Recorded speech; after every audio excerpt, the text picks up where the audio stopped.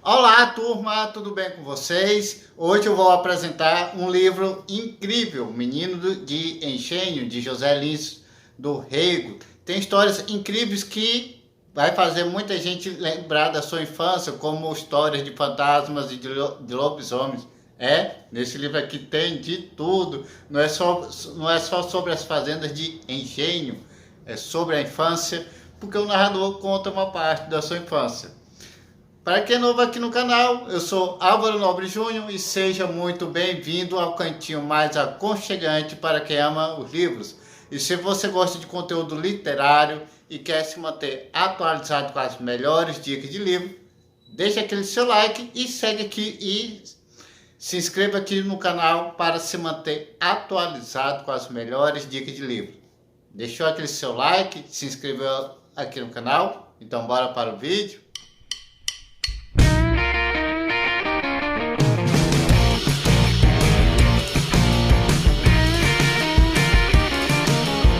Gente, vocês não têm ideia do lirismo que tem aqui nesse livro aqui. É simplesmente genial. Vou dar uma lida aqui e uma avaliação, uma crítica sobre esse livro. O menino não só deflagra tudo, é tão lírico quanto dramático. E há nele ainda sinais de epicidade, era uma vez Carlinho. Porque o narrador desse livro, ele já é adulto, mas ele conta suas memórias.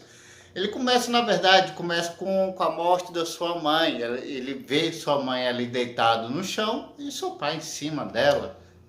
Começa com essa dramaticidade toda, com a morte da mãe do Carlinhos. E ele é levado para a fazenda de engenho do avô. Aí ele começa a crescer nessa fazenda de engenho. Ele fala sobre os personagens, que são as pessoas que viviam na época do engenho, as suas características, o seu dia a dia, a questão da escravidão, em que muitos negros, no caso, optaram por continuar trabalhando de graça ainda nas fazendas de engenho, pelo amor que eles tinham pela fazenda e pela família que ali habitava. Tinha tudo isso também. E aqui no Menino de Engenho fala sobre isso, sobre a vida difícil desses escravos também, qual era a relação dos donos de fazenda e dele, criança, com esses ex-escravos, que veio a abolição também. É um livro simplesmente incrível. O narrador desse livro, como eu estava falando, ele já é adulto e ele conta suas memórias, então vai ter muita questão de pureza, de simplicidade. A própria linguagem do livro Menino de Engenho é um estilo de oralidade, é como se alguém estivesse contando uma história como eu estou contando aqui, sem tanta técnica escrita, uma questão de oralidade. É uma simplicidade na linguagem que facilita tanto o desdobrar da história, como a história também se torna mais íntima do leitor. Dessa parte que ele retrata sobre a escravidão que havia nessa fazenda Santa Rosa do seu avô, ele fala o seguinte: restava ainda a senzala dos tempos do cativeiro, uns 20 quartos com mesmo alpendre na frente.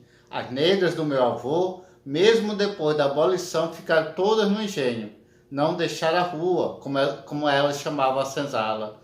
E ali foram morrendo de velhas. Conheci umas 4.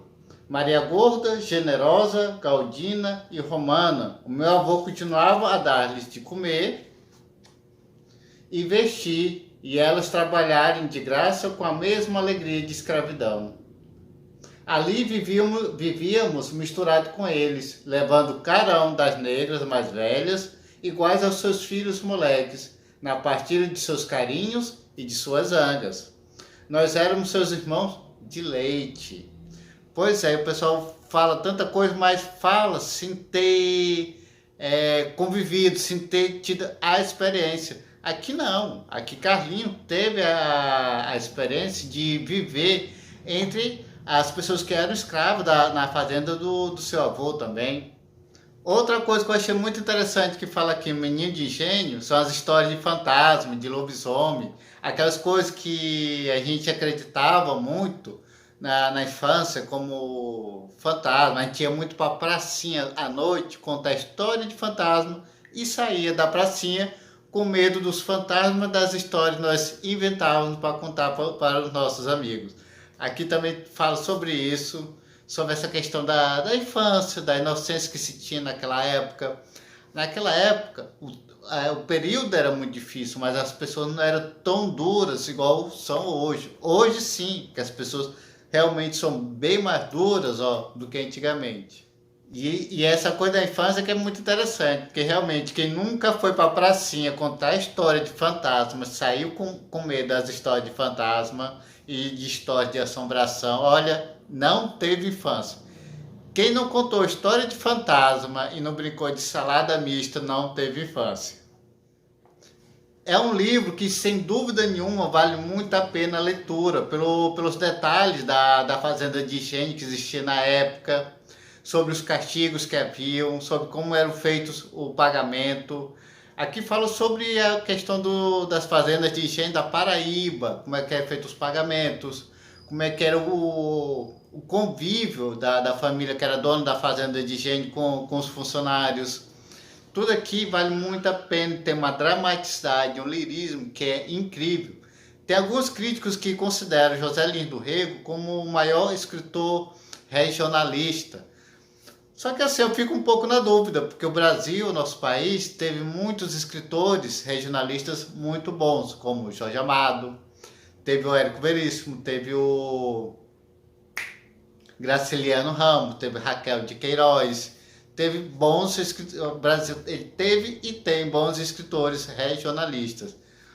E José Lins do Rego é um deles, tem Raquel de Queiroz, Graciliano Ramos, Jorge Amado, Érico Veríssimo. Brasil, olha, Brasil tem muitos escritores bons. E lendo aqui O Menino de Engenho, eu fiquei doido para encomendei o livro Fogo Morto, que é a continuidade do Menino de Engenho.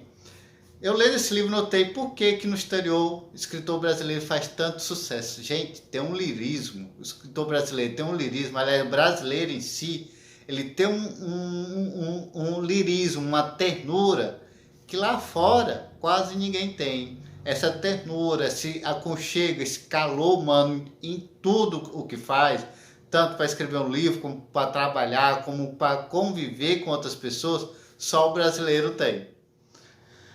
Mas e você? Você já leu O Menino de Engenho, de José Lins do Rego? Se já leu, deixa aqui nos comentários qual foi a sua experiência de leitura, para que outros leitores que estejam vendo esse vídeo possam ver como o impacto que esse livro aqui causa na leitura e nos leitores, tá bom? Bom, pessoal, o vídeo é esse, eu vou ficando por aqui.